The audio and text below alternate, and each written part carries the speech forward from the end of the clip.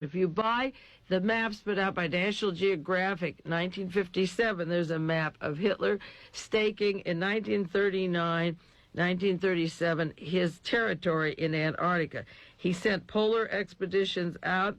This book says the secret expeditionary force was headed by Captain Rietscher, R-I-T-S-C-H-E-R,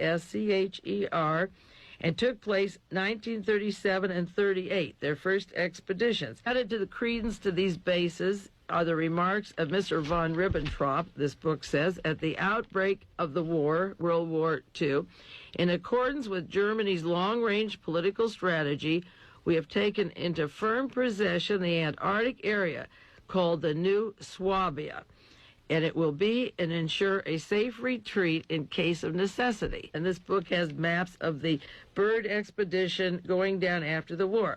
They said Antarctica would be an ideal place for bases. There was no rust, no germs, no illnesses or decomposition, no bacillus, no flies, no bugs, and not even a common cold would survive. It would be a perfect place to live. Well, when Admiral Byrd got home, he was met by James Forrestal, the Secretary of Defense. 2 years later, Forrestal was murdered, thrown out of a window at Bethesda Hospital 2 months after he got a Distinguished Medal from Eisenhower. Forrestal was with Admiral Byrd on consultations. Byrd went down to see if Eisenhower and the Russians were correct that Adolf Hitler was down in Antarctica building secret weapons and so forth.